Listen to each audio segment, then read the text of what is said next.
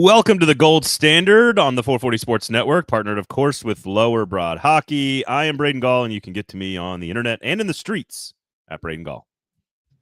And I'm Emma Lingan. You can get to me on the internet, preferably not in the streets, at Emma_Lingan. Why do you not want to have real-life conversations with other humans, Emma?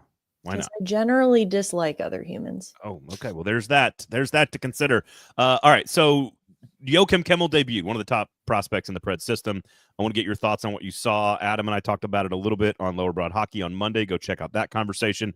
We'll talk about that here with you guys, of course. The Four Nations Face-Off is here. We're going to give you a preview because it starts on Wednesday night. Then there's a game on Thursday night. Then the big one that will decide whether or not Canada is a member of the United States on Saturday. U.S. versus Canada on Saturday. There's a doubleheader Saturday, doubleheader Monday, then the championship game next week. I'm genuinely excited about this. I know it's fabricated. I don't care. I'm excited about it. Being excited in Nashville to watch hockey is a new feeling for me. So, yeah, it should be a nice palate cleanser, honestly, for Predators fans. And frankly, all the players, as we talked about last week on the show, all these players desperately need this. That is for sure. I had about a 45-minute conversation with Harold III, Skillsy. We talked a lot about the system, Andrew Burnett's system, why it works, why it's not working, what's different about it. I talked about all the different young defensemen, who he likes, what he likes about him, what he thinks they need to work on. This is a guy who played for obviously like 150 years in the NHL on defense. So, we even talked about beer and the Nashville Predators and like generational gaps. Yeah, generational gaps on beer. So told some great stories. We talked about the break. We talked about who needed it, what they need this part of the year for NHL players. All of that, a long conversation, will be up live on Thursday, if you're listening to this, on Thursday at lowerbroadhockey.com for subscribers only.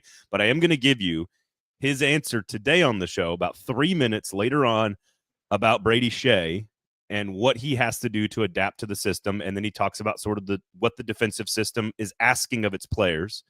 And I know if you want to go ahead and promote what you're working on, you're doing the same thing on the offensive side. So we've got the system, Emma, covered with some really good interviews this week from the folks here at, we'll just call it the Gold Standard. So that is what it's called, yes. So I would call it that too. Well, but you're writing it for someone else. This is your chance to promote what you're working on, Emma. Yes, I am writing something over at the Hockey News where I do my Predators writing. You can still get my NHL writing at Lower Broad Hockey, but Predator specific at the Hockey News. I had a really in-depth conversation before the break with Steven Stamkos, kind of the same thing you were talking about, Braden, just from the offensive perspective on what makes this system. We always talk about the system, what makes it so unique, so different, so challenging, or is it even that challenging? And I had a really, really good conversation with Steven Stamkos about that before the break. So I'm going to be writing that over at the Hockey News. It'll probably be up sometime early next week. Okay. So we'll touch on all of that, and we'll play about a 3.5-minute cut from Hal about the defensive side of that. We'll play that for you a little bit later on. That'll be up tomorrow, so make sure you stay tuned, get the notifications turned on. If you are watching on YouTube, I already see Nate in the comment section there. Please thumbs up, notifications on, share the product. If you're watching on one of the social platforms, please, Twitter, Facebook, etc., please share the show. Get some more folks in here, because a lot of you guys are, this is where we're going to start, because a lot of you folks from the chat on Lower Broad Hockey have been talking about Barry Trotz this week specifically. And a lot of words that I honestly, and again, I'm not picking on any one person here in the chat, Emma, but a lot of things that I find a little odd that are being brought up about evaluating Barry Trotz.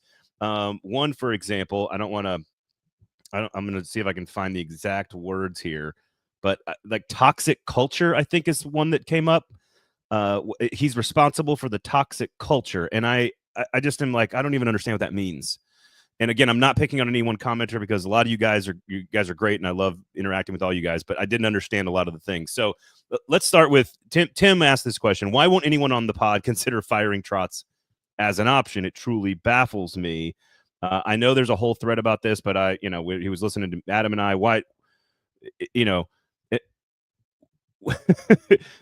what is the problem? How do you evaluate, Emma, Barry Trotz on, like, why are we not having a larger conversation about this? If I could get my words out here today. I think a big part of it is I don't think anyone here is staunchly defending Barry Trotz and saying that he's the best thing to happen to Nashville Predators hockey. Like, I just think that, the way I kind of see it is he might be a terrible GM. He might be a great GM, but right now it's too early to tell. And I know it doesn't feel like it because this season in particular has felt interminable because of how painful it's been to watch. But you really cannot assess a GM and his ability to do his job over the course of a season or two. I know it's difficult and I know people are getting impatient and I understand why. I really do. But the thing with the GM, like the GM's job happens, over he kind of has to look at things in chunks of like 3 to 5 seasons at a time. And you're not really going to start to see his vision or his plan in his second season. I know it feels like you should by now, but I think that, you know, I think the basis of that question is like, well, we're over here saying, yes, the team should move on from Andrew Brunette after this season, but why not Trotz? And it's like, well, I do think that a lot of how I will assess Barry Trotz after this season will hinge on what he decides to do with Andrew Brunette, because I think that people are upset that he is being, quote, too loyal or like loyal to a fault to Andrew Brunette. And I get it. That's his guy. He wants to see him succeed. And, he was a coach too, Trotz was, so he doesn't, want to fire a guy too quickly or in the middle of the season, whatever it is. But I think that, at the end of the day, if you're Barry Trotz, you have to take a step back and look at like, okay, I thought this was going to work. It's not working. And I can't fire an entire team of players. Right. So I got to move on from the coach. So a couple different. I'll do a better job this time. Jeff says, "I'd like to hear Emma and Braden talk about why Trotz deserves to be the GM next year on the podcast. It isn't a matter of having a bad year, living up to expectations. This is presiding over the worst season in team history after spending $100 million. About 40 comments on that one thread. A lot of good stuff from all you folks. One of the, and this is from Jesse, who said, at least Trotz picked a direction. My biggest problem is that with Trotz is that he hasn't done anything to stop the spiral or even attempt to stop it. He has destroyed the defense. The offense can't score. The goalie play from both is down. They've been loyal to Bruno beyond reason. It's his job to react to the plan. It's too late. Again, this is Jesse, again, not picking on you here, but Trotz can be pinpointed as destroying this team, turning the fan base off, and making this culture toxic. I think that's really heavy-handed, just in general, Jesse. I'm not, again, you're entitled to your opinion. You're a Preds fan. I get it.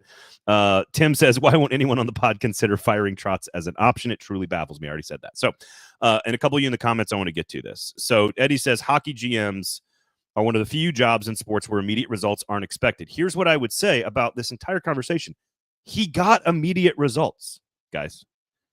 I think we are very short-sighted on, if you are grading Barry Trotz, and this is what I really struggle with, because my answer to all of the folks who are complaining about this is I don't know if he's going to be a good GM or not long term. I don't know. You just said it.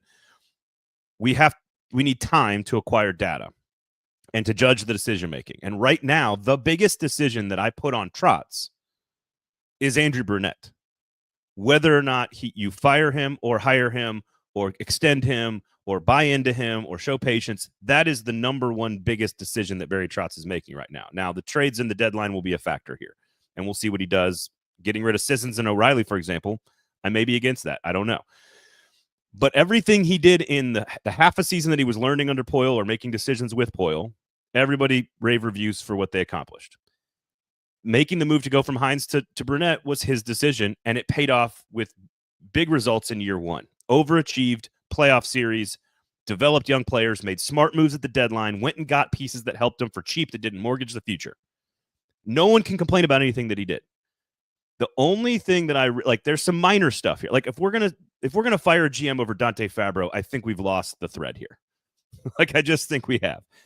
If you want to point to the direction he chose, which is Saros over Askarov, which I think is the number one biggest decision that had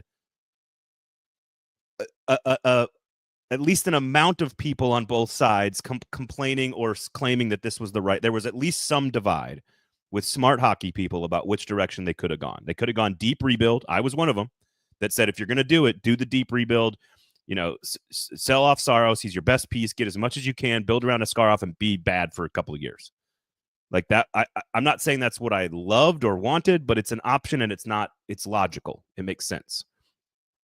If that's the decision you disagree with, then I'm totally fine with you saying, I can't believe this is the direction we're going. We doubled down. We're trying to win. It's not the right thing. Blah, blah, blah, blah. Saros has been bad, at least recently.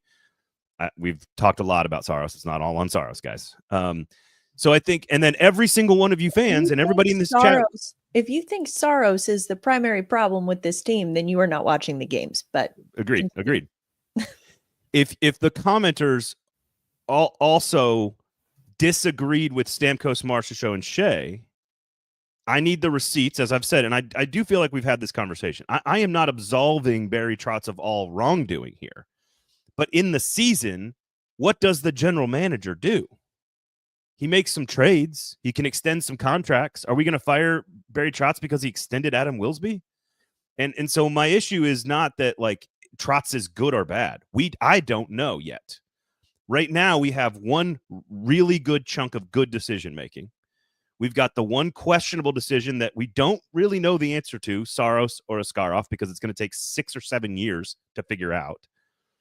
And then we've got the decision with Andrew Burnett. And Burnett is the biggest one for me that is so far a failure to date. But it's only half a failure because it was a success last year. And so that, I don't want to, again, I'm not trying to belabor this. I feel like we've had this conversation. So for those that don't feel like we've done it enough, I wanted to do it again.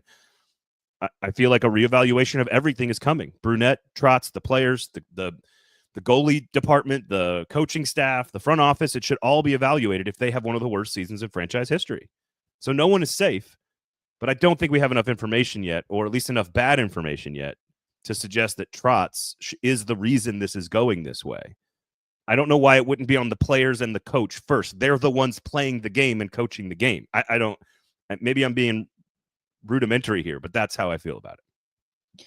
I mean, I think it'd be, well, no, I think that like, I agree. And it's exactly what I said to start this. Is like, no one is here saying that he's an amazing GM and like he's not the problem. We're just saying that like let's exhaust all of our other options first before we go for the jugular here, because I think that it would be different if yes, they go out in the offseason and they get Steven Stamkos, Jonathan Marchessault, Brady Shea, but what would be different, I think, is if they had a player, like if they had a Connor Bedard on their roster, then like it would be different, because you'd be under a little bit more pressure to kind of build a roster around this kind of like elite generational player.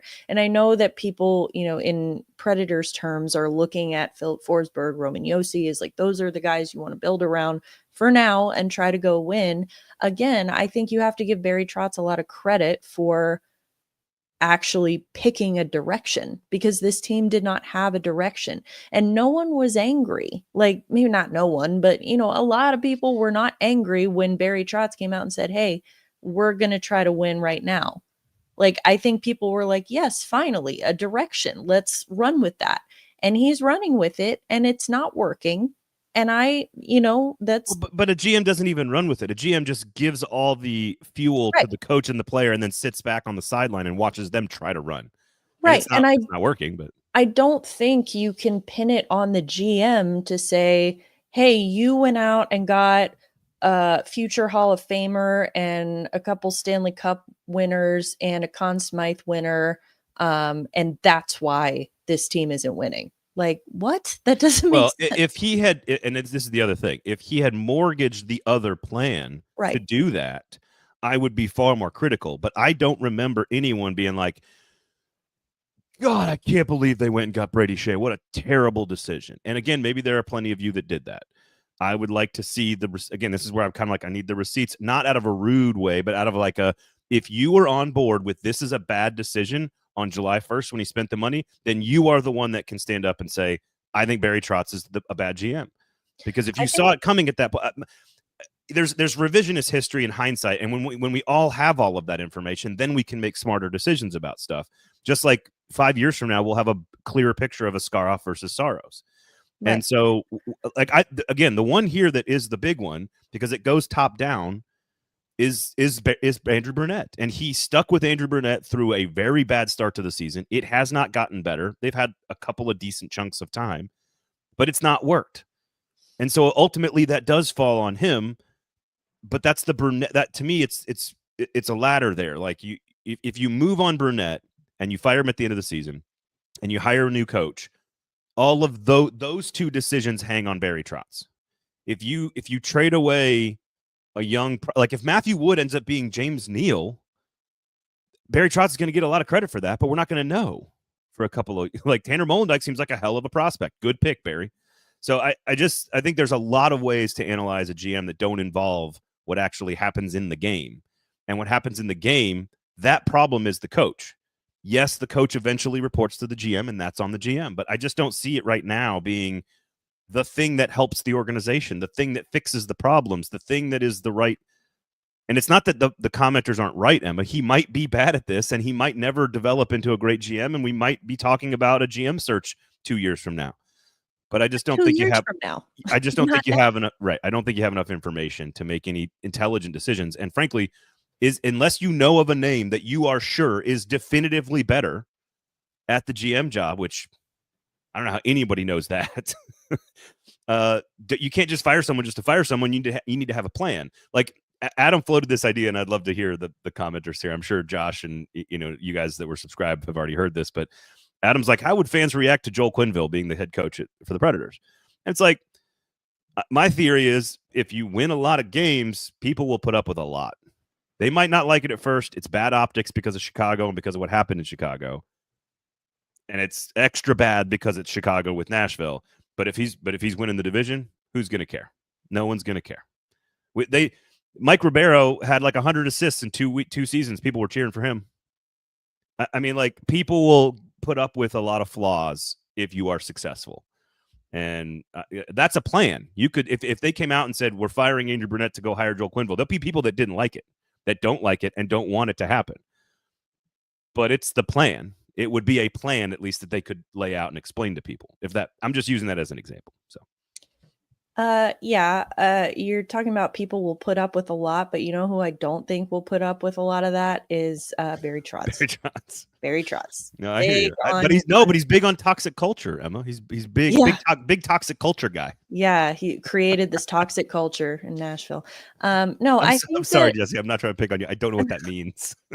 No, but like, and it's not picking on one person, because I've seen other people on social media say a similar thing. It's like, oh, the culture is ruined. Where are you getting that from? Like, there's nothing about like culture that's the problem here. And again, I think when you, like, going back to Barry Trotz for a second and his decision with Andrew Burnett, I still think, you're coming off a season where, like you said, 2023-24, you got immediate results, outperformed expectations early on. He's a Jack Adams finalist. That alone, and I've said this from the beginning, that earns you another full season. It earns you a full season. And then you look at what happened with this team last year, that they were, yes, they went on that run in the second half, and that's what got them into the playoffs. But it took that historic 18-game point streak to dig them out of that hole, because it took the team more than half a season to pick up on, Andrew Burnett's system and what he was coaching and preaching. So keeping that in mind too, knowing how long it took the team last year, you can't give up this year on when you have so many, not just new pieces, but new like centerpieces on this roster. And so I think that, again, that's earned Andrew Burnett a full season in Nashville. I do think that it's time, if you're Barry Trotz, at the end of the year, you cut your losses and you say, you know what, that's on me. I take the L on this. This was not the right coaching hire with these players. And we move on and we try something different. And again, it's not to say that Burnett is objectively a bad coach or a bad hire in general. I just think that you did one thing with Andrew Brunette, and then you did another thing with bringing in, the Stamkos, March Sauché, and it's in bringing in those like key off-season additions, you accelerated the timeline. That was the whole, we're picking a direction. We're doing this now. And once you did that, you have to acknowledge that whatever thing seems to be the X factor that isn't fitting that timeline, you've got to cut with it. And I think that's Andrew Brunette right now. Is this system? I'm not saying it's bad, but it's taking too long for guys to pick up on it. And if you're trying to win right now, then that's the thing you have to move on from. Here's Jesse. We weren't picking on Jesse. He says, no offense. No offense. The toxicity is the fan base. That's what I was referring to. The chat is not lively with good things at all. Here's what we need to do. We need to inject one positive thread every week into the group chat at Lower Broad Hockey. Jeff was responding to Jesse, I believe, and he just said, and this is interesting, could have gotten, it's also the timing of Trott's moves, could have gotten more for Fabro and Carey at the deadline. Barron was addition by subtraction, or subtraction by addition, I guess. Gave away Tomasino, Parsonen, overvalued Askarov, held on to him, waited. And I'm like, you can be pretty picky about a lot of those pieces. Tomasino was given chances by multiple GMs and multiple coaches. Parsonen, I think you took a 7th-round pick and turned him into a 3rd-round pick. Yes, is Carrier better than what you got back for him? Probably. Is Fabro? Yes, obviously, because you got nothing. I just, none of those individually is a big deal to me at all. It doesn't affect the long-term trajectory of the team.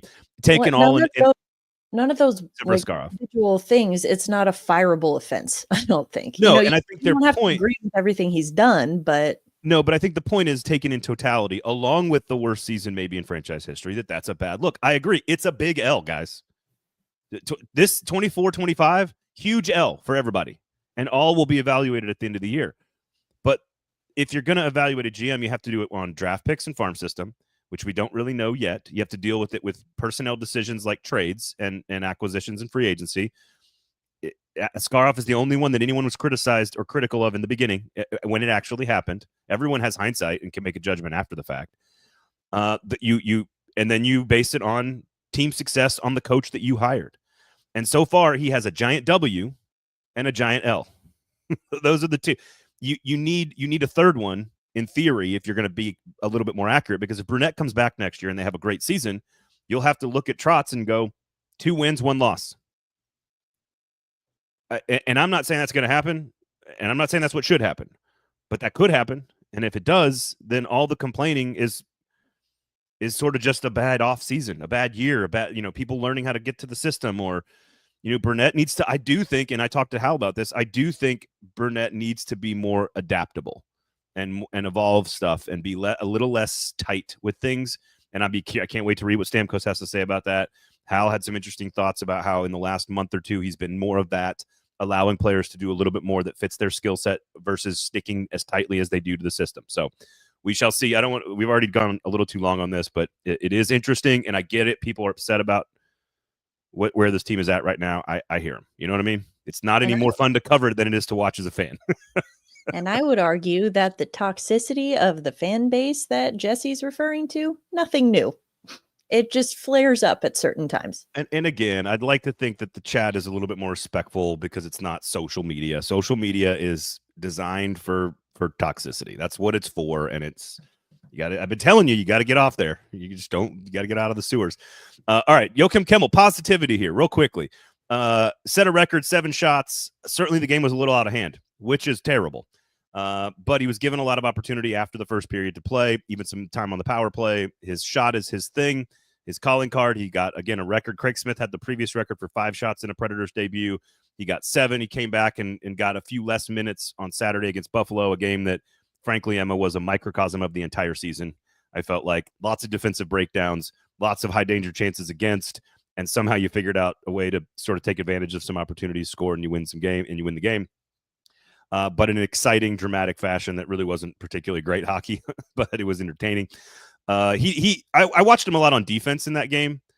You could see that he's still learning how to position himself in the defensive zone, where to be. but I think there's a couple shifts late in that game where he was very aggressive on offense, forechecking. I thought the shots and the calling card was all there on the Friday night game against Chicago. I don't know if he sticks. Weisblatt was out there too in his first home debut. I know he played a couple other games. He's sort of feisty. I think he's got far less upside and is more of a fourth line player, but he's kind of feisty. He's kind of like the offensive Nick Blankenberg to some degree. And so I'm just curious what you saw from Kemell, and if you want to add any Weisenblatt takes, go for it. But Kemell, I thought, we'll see if I doubt he sticks around permanently, but I think you saw what you kind of needed to see from him, in my opinion. Yeah, I think that, it's a good thing that he did get the call up, because that is something that Barry had been saying was going to happen. If we don't turn things around here, then we are going to start, bringing up these younger guys and seeing what they can do. So it's good that they did that. And I think that, he also, in fairness to him, came up in a difficult situation, like a road and home back-to-back, when the team is in the middle of a horrible slump. Like that's not an easy situation to be in. His first shift in Chicago, he definitely looked a little overwhelmed. And that, that's to be expected. I'm like, you can't expect him to behave any differently. He's a little overwhelmed. He's nervous. It's a big deal. And so my biggest issue was how quick Andrew Brunette was to give him the hook. And immediately, after one shift, dropped him down to the third line. And then not only that one change, like, it wasn't just like he flipped Kemell and Zach LaRue. It was like every single line was different after like the first couple of shifts. And that to me was a bigger problem, because you could just see guys had no idea who was out there. They didn't know who was going to be where, when. They didn't know who they were passing to. And that's, if you're talking about chemistry being an issue, chemistry and what Brunette has talked about a lot being an issue is consistency. Well, you know what? That falls on you too, because you have to be consistent with your line combinations. And I understand, I'm not saying stick to it to a fault. Like if something's not working for a couple of games or even one full game, that's fine. Switch it up for the next game. But when it's this many different combinations within a game, I lost count of how many different combinations we saw in that Chicago game. To me, that's 1000% on the coach. You're not putting your guys in a position to be successful at all. Barry Trotz's fault, Emma. Yeah. And the toxic culture. Come on, don't take shots. Jesse's already said, no offense taken.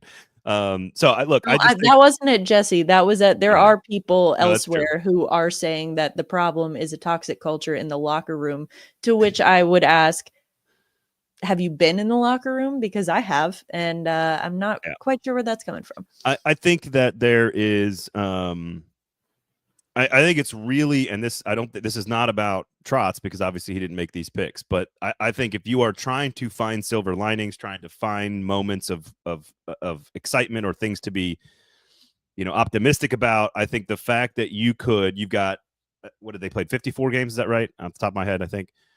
If you told me at the beginning of the year that Zach LaRue will have played 45 games, that Fedor Svechkov will have played 25 games, and that Joakim Kemell would be up by early February, and that all three could be earning themselves full-time spots next year in these next 25 or 30 games, I think you'd be pretty excited about the future of the draft picks, all first-round picks, all developing and getting up to the big club and all playing meaningful minutes, albeit on a terrible team, but earning their stripes and earning a spot and becoming professional players. That is all good, even if none of them are like number one centers, which I know that the fans want. But I think Svechkov could be a 2C, honestly. I don't know if right away he could be there, but I think he could get there. I don't know if LaRue is a top six winger, but if you told me it was Kemell, Svechkov, and LaRue as a line with a little grit, a great shot, and a playmaking center, that could be a hell of a talented line for the Preds as the second line in the future. It's going to take time to get there, but that's a hell of an optimistic view of things. And again, I'm not saying, well, and I'm not saying it's the reason you get excited here, but it is a positive development. So But you've also got Weisblatt, who is a first round pick. You've got Reed Schaefer, who I think probably would be in Nashville at some point this season if he wasn't injured.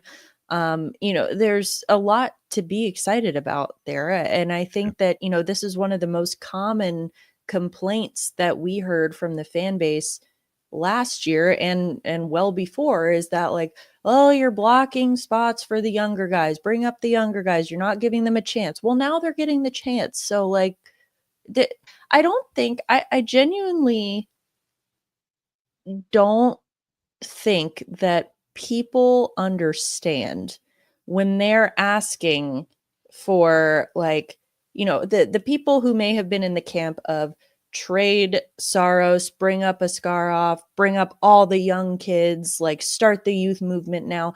I don't think that people understand what exactly they're asking for, because that's not something that changes overnight. Like, that is, when you do that, if that was, when Trotz came to the fork in the road and he could have picked one of two paths, if he took that path, this would not be a good team for a very long time. Like, it would be years, like at least 5 years. Still might be, but well, yes, but I'm just saying that that's a guarantee. I think you're going to be watching. I think it's you're going to be watching. Really... Like, you're going to be watching some bad hockey for a while. And that was, how many times did we have that conversation? Well, I know. I'm just reminding. I'm agreeing with you. Like, at least 2, if not a third, really bad season. Yes. So again, if the only thing that this is what I think is an important point about the spending in free agency, is if the only thing they mortgaged was Bill Haslam's cash. Okay. Well, I also think it ain't my money. I don't care. Like, again, you get like some guaranteed seasons of bad hockey, at least 2, probably 3, maybe even more than that. And I think what is, like what you're seeing now is that the fan base is getting, and listen, understandably, it has not been fun this year. I'm not, I totally get where they're coming from, but fans getting so angry and so impatient over one bad season. Like, if you think this is bad, and it is, don't get me wrong, it is, but imagine like a guaranteed 3 more seasons of this. Like, that's what you're asking for if you want Askarov and the young kids. All right. I want to talk about the Four Nations and talk about defense. And I also have to make sure we mention Sinkers, Beverages, and Shotgun Willie's Barbecue, which I've not mentioned so far today on the show. Me on this, but I hope everyone had a wonderful Super Bowl party. The halftime show was great. Even if you were old and white and don't understand, it was great. I thought it was wonderful. I enjoyed it. I enjoyed your Twitter takes, by the way, about the halftime show. Listen, I do want to see you walk on a stage somewhere. Listen, if anyone wants to write a diss track about one of my exes and then perform it at the Super Bowl, I will absolutely get up there and crip walk. I won't do it as well as Serena did, but Dude, Serena is insanely awesome. Anyway, so Shotgun Willie's Barbecue, we brought ribs to the Super Bowl party. It was spectacular. A huge hit. They were gone in before the game even started. So yes, I was a good friend, and I did earn points with all of my friends and all of the parents in the group. The kids had a great time. My daughter lost a tooth. I don't know what was going on upstairs. She lost another tooth. Probably her big sister, but nobody will take the blame for it. So it wasn't from eating the ribs? No. They did eat. I will say, though, we're trying to get my daughter, my youngest, to eat more protein and more meat because she's very picky. She has a very good palate, but she's very picky. And except for with meats. She eats all the worst meats for you. She's like, I want bacon, I want fried chicken, I want ribs, I want burgers, and I want salami. It's all the stuff that will give you cancer when you're older. And so she wants all that stuff. She loves it. But my oldest will eat anything. She's a machine. She loves it. She loves everything. But man, we had the wings. We had some ribs. We had some pulled pork at the house as well. So it was great. Had a great time. Sinkers Beverages as well. They've got, I'm a cheap margarita queen. I buy the little mix jar that they've got there in the mix aisle, and I'll have a bottle of tequila that they've recommended that I now buy every time because Casamigos got way too expensive. And so I buy the same exact bottle of tequila. I think it's Arrete. Is that right? Arrete, I think. Very good tequila. They recommended it to me. It's less than like $25 for a fifth. It's a great price point. You can drink it straight if you want, but you can also mix cocktails and don't feel bad about mixing it. I put it into a big Yeti, one of those 32-ounce Yetis. It's like 4 of them in one, and I don't need to make another drink the whole time. Thank you, Sinkers. Thank you, Shotgun Willie's Barbecue. There you go. What were you drinking at your Super Bowl party? Besides Taylor's Tears.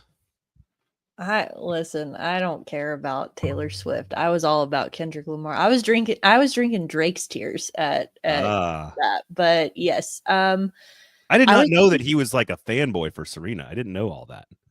I had to like read up on all that. Yeah, I didn't know that. They dated. Did they really? Oh, I mean, like there's I couldn't actually read if that was true or not. There were a lot of like no one who should have denied it has. So I'm saying like I think that it's it's unclear how serious or how long it was, but I mean like they do have a history. So that's what I'm saying. Like Josh says NIMBY tears. I did almost say NIMBY tears. That's a term from another pod. You got to go listen to another show. So yeah, what were you drinking besides Drake's Tears? I drank. I had a margarita as well. We used 1800 tequila. And then I switched to beer. I was drinking Peroni because that's what I had. Italian lager. There you go. Yeah. Or is it a Pilsner maybe? Anyway, buy local. I'm sure you can get Peroni at Sinker's Beverages. Yes, you can. But Sinker's Beverages has the number one walk-in beer fridge, or the number one beer fridge, or number one beer retailer craft beer retailer in the city, as voted on by you all that shop there. So Sinker's Beverages and Shotgun Willie's Barbecue. Forgot to mention at the top of the show, so got to give them some extra love here. All right, Four Nations tournament. I want first of all, we're going to rank the uniforms first, and then I want to rank the forwards, the goalies, the defensemen, and what opportunity you think the USA has to actually win this. So here's my thought. USA won, my favorite sweater, obviously. No questions asked. I like Canada too. I need to see Sweden and Finland. I got to figure it out. I like Sweden on paper, on the internet, visually. I do think that the Finnish sweater could look really good on the ice. So I'm willing to be swayed once we see them on the ice. I was very anti-Preds Smashville thing at the Winter Classic until I actually saw it from a distance, and then I was like, oh, that looks really good because you can't read Smashville on the sweater. The color scheme looked really good. So I don't know. Where are you at on the uniforms? It's hard to not like the USA one the best. So I might actually go. So I would go from the opposite direction. I'm going to be honest. I'm going to say Canada is my least favorite. I don't love the red on red. I like the red maple leaf on the red sweater. Like, yes, there's some white behind it, but I don't know. I think that they could have done better with that.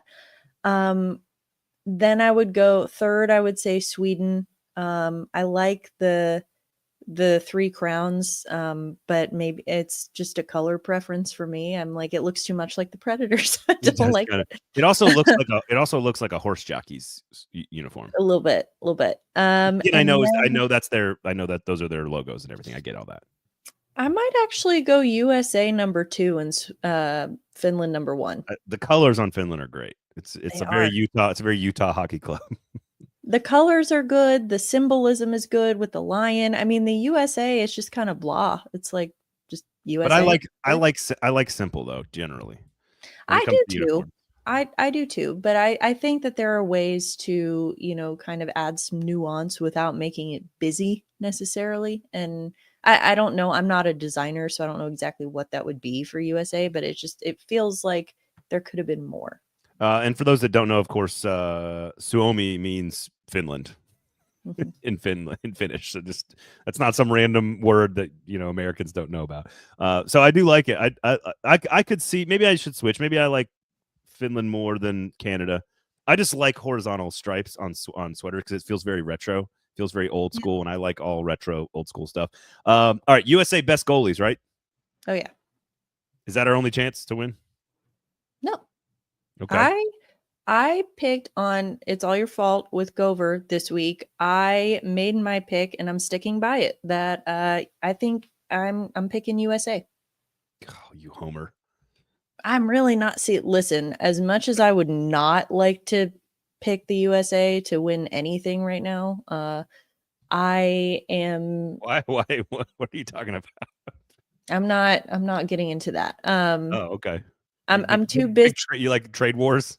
I'm busy drinking Drake's tears, okay? Leave me alone. Okay. But I think that I don't know. I mean, Tournament. Canada has so much offensive Oh, it's insane. firepower. It's Like insane. it's insane. Yeah. But I think that the US does too. I'm not at all trying to say that they're equal to Canada in that regard because they're not. But I think that you combine that with the excellent goaltending, and I think it could be pretty interesting. Yeah, Jordan Bennington's going to start, right? Yes. So Connor US, Hellebuyck's better. yeah. Connor Hellebuyck. Listen, when Jeremy Swayman is your third string goalie, that's pretty good. US, according to one of the books, USA plus 150 to win the tournament, Canada plus 150, so they're basically tied to win the tournament. Sweden plus 450, Finland plus 1,000. So yeah, there you go. Vegas is agreeing that USA, and I mean now this is a USA book in the USA. So, but I also feel like with Canada, like picking Canada and the US to be in the final is a lot like picking 2 1 seeds to play in the national championship game. Is not going to happen. But like, I still, when you're asking me like who I think will be in the final, who are the best all around teams, it's Canada because of the offensive firepower. USA, again, the offensive power with USA, it's not equal to Canada, but it's probably the closest it's ever been. If you're looking, you have guys like you have the Kachucks, you have Jack Eichel, like you. It's good. It's good. It's not as good as the first 3 lines that Canada's going to roll out there. Where are you at on the defense, though? Do you think we can hang with defense? I mean, if Quinn Hughes is out there, maybe the USA's defense is almost as good. But I don't know. You're the expert on a lot of these players. So would you go if you had to rank goaltending between the 4? Like, first of all, is Kevin Lankinen going to start over UC Saros? No. I don't think I mean, he'll probably start a game. Yeah. But if you had to rank the goaltenders 1 through 4 from a team perspective, where are you going? USA 1. USA 1, Finland 2. Is Lankinen and Saros, basically. I'd say Finland 2, Sweden 3, Canada 4. You got Gustafsson, Ullmark, and Urson there. Yeah, Ullmark's I think that's right. Ullmark's coming off an injury. Markstrom is injured. I think Gustafsson has had a really good year. But I'm still, I think that a lot of it hinges on him, like doing very well. Defense 1 through 4. How do you rank them? Well, Finland is 4 because they don't have Rope Hintz. They lost. They've had a few injuries there. Is it Canada 1? I think Canada's 1. I mean, you've got Cale Makar, Devin Taves. Like, it's kind of ridiculous. Morrissey, Doughty. Yeah, and then I'd put maybe Sweden 2. Oh, okay. Well, I mean, Sweden, you have like Carlson, Hedman, Ekholm, yeah. Anderson, Brodin. I don't know. If USA had Hughes, I think they'd be 2. Yeah, it would be better for sure. And then forwards. So Canada's number 1 on defense. USA number 1 on goaltending. Number 1 forwards is Canada. You're going USA 2? Yeah. Sweden 3? Sweden 3, Finland 4. Okay. All right. Well, that's basically what the odds are. Of course, USA will play on, Thursday evening against Finland at 7 o'clock on ESPN. Then the big one, of course, I can't actually wait for this, 7 o'clock against Canada on Saturday night. Going to be a lot of fun. Then they play Sweden on Monday night. Then the championship game is next Thursday on the 20th. So there you go. I think you're right. You got to pick one of USA Canada and you got to pick one of Sweden Finland. And so what you're hoping is I would pick Sweden because there's going to be an upset. So I think Sweden goes, and I would probably take Canada and Sweden, but I guess it could be Canada USA, I suppose, which to your point, it feels too chalky. Yeah, like it's it's hard. It's hard because the longer I think about it, the more I keep walking it back. And I'm like, well, maybe. I don't I'm know. excited about it. I'm legit excited too. about it. I'm going to have some Sinkers beverages. I'm going to Shotgun Willie's Barbecue today at noon, by the way. If y'all want to come out, I'll be over there having a lunch meeting. I like to go have lunch meetings Wednesday to Sunday, 11 a.m. to 3 p.m. So come on over to Shotgun Willie's Barbecue. And then, of course, Sinkers Beverages for all your Four Nations face-off beverage needs. The official sponsor of the Four Nations Face-Off. All right, I had a chance to talk with Hal Gill for about 45 minutes. It's all going to be up on Lower Broad Hockey on Thursday, so check that out. But I asked him, I said, look, Brady Shea's been around in the NHL for a long time. This is not some unknown commodity. He's a very good player for 10 years in the NHL. He's played almost a full season of playoff hockey. He's a good skater. He's a big, tall, physical guy. He's good on the penalty kill. He scored some points in the last few years for Carolina. He's played on very good teams. What is wrong? Why is he uncomfortable? What's going on? And Hal went on, of course, a long soliloquy, as Hal likes to do. 3.5 minutes about the nuances of the system, the zone shrink versus man-to-man versus what Brady Shea's learning how to do and why it's taking a long time and what he thinks is going to happen. So let's listen to Hal here, and then we'll come back and we'll react. So here was Hal Gill with me on, I guess it would be the Gold Standard Extra on Lower Broad Hockey. There's always tweaks to each system. You protect one area more than this or whatever. Coaches will go through that. But man-to-man, for the most part, you're relying on your skill to stop one guy.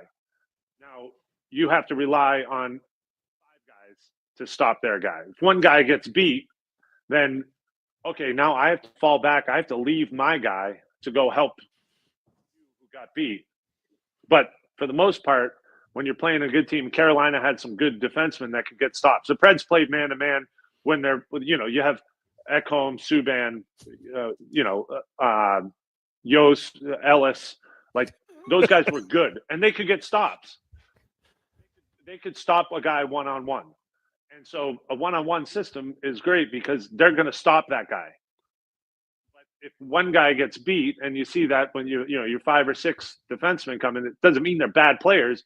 It just means McDavid got a step on him, and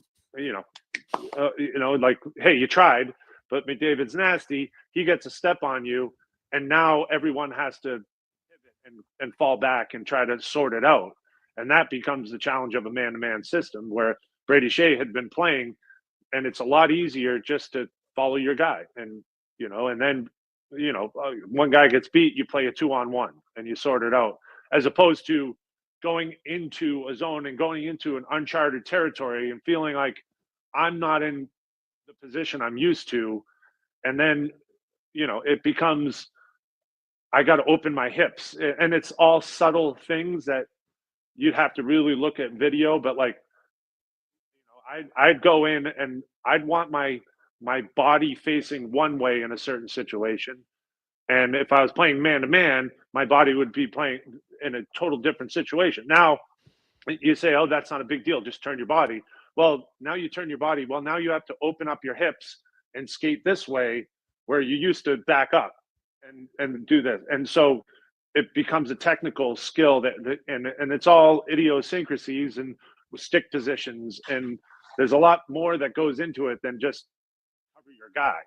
It's footwork involved. And then there's, which way do you force a guy? If you're playing in the zone shrink, you want to come in behind the guy, force him up the boards, as opposed to just going and smashing him and going head on. If you're man-to-man, you want to just stop him. That's your one goal. If you're playing in the zone shrink, you want to force him up to a certain area and then take him out. And so it just becomes different footwork, and you have to adjust to it. And I think Brady Shea's a great player. He's going to get it. It's just how long can you keep going through it with the frustration and the okay, this is a struggle to get it. But I think the whole team hasn't really gotten it, so you haven't seen that it can work, and that becomes the struggle too. It's like I don't know if I believe in it, and that's the thing that Bruno's got to sell: the belief that if you do this the right way and you do it the right way, it'll work. Rather than going back to the old habits, because I know the old habits work. Well, they don't if you're in this system. Yeah. All right, Emma. There's Skill giving us a lot of details about the nuances between the system, man-to-man, the nuances of playing the position, what Brady Shea is going through. I do think, and I caught some flack on this because I think Adam said, man, that contract could be very toxic over the long term. It certainly doesn't look good right now, the contract to Brady Shea. He is too good of a player and too experienced in this league, though, to be this kind of uncomfortable, because I don't want to say lost because, again, he just came off a 2-goal game, his first in the Preds uniform.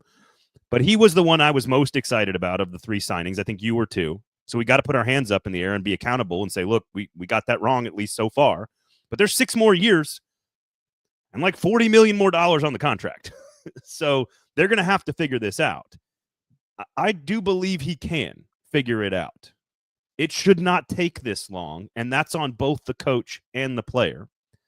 I also think, to your point about all the line changing for the young players in Chicago, they need to settle on the defensive lineup. And Justin Barron is not the answer, with all due respect. They got to figure out which of the young guys are going to stick. They got to figure out where to play Shea and Yossi. They got to figure it out. But optimism's not the right word, Emma. But I do think it will get better from here on out. I just don't know how fast it's going to happen, and the fans want to see results now. Well, in fairness, I totally agree with you on Justin Barron, but in that particular case, he had been scratched before. He was only in against Chicago because Willsby was hurt. But yes, that's just a side note. I agree with you there. I think with the defense in general, and just looking at, again, they played a very, very different system in Carolina. And this is like Brady Shea, to your point, this isn't a guy who had like one really good season in his walk year and earned himself this contract. This is a consistent, a solid, consistent defenseman. He's so skilled. He's played for other teams. It's not like he only knows one system. But I think that, to that end, I do believe that he is capable of picking it up for sure. I don't, but at the same time, I think that, like you said, people want results now. I understand it. And it would be one thing if he was the only player who was clearly struggling in Brunette's system, and he's not. So that's kind of where I'm at. Like, yes, it seems bad because of the contract, and people already didn't love the contract, but you know what? That's the price of doing business these days.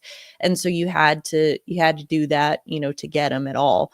But I think that, again, it would be a different conversation if he was the only one struggling to pick up this system. Then we could say, all right, Barry, that was a bad signing. But I mean, it's like you said, it's all of them. Everyone's struggling with this. So that's where I think you got to put some, I'm not saying that the players are absolved of any blame whatsoever, but I'm saying when you have like the one versus the many, it's, it's a little bit easier to kind of pinpoint, okay, which one is easier to cut ties with. And that's and I was looking at Hockey Reference, and I'm just trying to look at the numbers over the years, to your point, kind of dive a little deeper into his career to try to fully understand where he's been, where he had moments of struggle and where he was successful and like how it worked. And certainly the last 3 years in Carolina, very productive. His expected goals for at 68.7, 68.6, the two at age 27 and 28, I guess it was 3 years ago and 4 years ago, his 2 highest XG offensive seasons in his career. Last year, 58.3, that was like 4th. So basically 3 of the top 4 offensive seasons he's had were the last 4. His defensive numbers have largely been fairly consistent on the XG standpoint for the vast majority. Here's what's interesting. His worst XG season is not this year, although it is second worst at 39.0%. 33.8 was his first full season in Carolina. So we've also seen, and I'm not saying this is the answer here, but when he moved from New York, he was traded. They were like, he played like 7 games after getting traded. And then the season, I think that was the COVID season. The COVID 1920. year. Yeah. But his first full season, adapting to a new team and a new system, he had his worst offensive season from an expected goal standpoint. And right now, at -5, which is his plus minus on the XG offense and his XG defense, is the worst since probably his last year in New York in 1920. So we've seen him make progress once he gets comfortable. So I think that's not necessarily the way it should work. You're a professional athlete, get comfortable right away, dude. $7 million. I get it. But we're here, and we got to figure out what's going on. And the last time he was this bad on offense as a defensive player was his first year for full season in a new system for Carolina. So maybe there's something there about this, and then he immediately became like the best player he's been in the second and third season after that. So I don't know. I'm searching for stuff because that's the one that makes the least sense. I can look at Stamkos and say, look, you are a different type of player than the system wants. They want speed, they want force, they want power, they want forechecking, they want aggressiveness. Stamkos, you are extremely skilled and you do a lot of great things, but at your stage of your career, maybe that's not what you do great. Okay, fine, I can get that. I think Marchessault was always going to fit the system the best, and we've seen that. He just needed to find the right place in the lineup. Took a little time to get acclimated. He's been the best, most productive player of the three of them. But Shea was the one I think you and I were most excited about for a reason, and it's the one that makes the least sense about where it is and what's happening. I think, honestly, he was one of the players that, or one of the signings that Barry Trotz was most excited about. He was like, my priority number one after extending Saros. Priority number one was shoring up the defense, especially after Ryan McDonough was traded. And quite honestly, I still believe that in the long run, Brady Shea is an upgrade over Ryan McDonough. But again, in the long run, I think it will be on both sides of the ice. Yes. But I think that, this year it's been tough to watch. But again, people are picking on Brady Shea, and he deserves it. He has not looked good this year. But again, I don't think that he is the only problem. He's far from the only problem on this team. So it's like, I think that's where I'm still like, given his entire body of work, I'm willing to be more patient with him.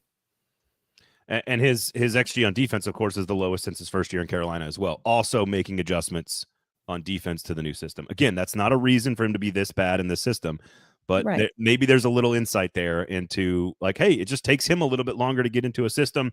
This is a complicated system and I'm interested to read what you're writing about this, that it's not necessarily complicated, but that I do think your brain has to match up with your muscle memory, and you've got to develop some of that muscle memory to be able to execute quickly and play fast. And we can have we will find out long term if this system is a championship caliber system or not. We're not going to answer that question in 30 games this year, and we might not answer it in the offseason or next year.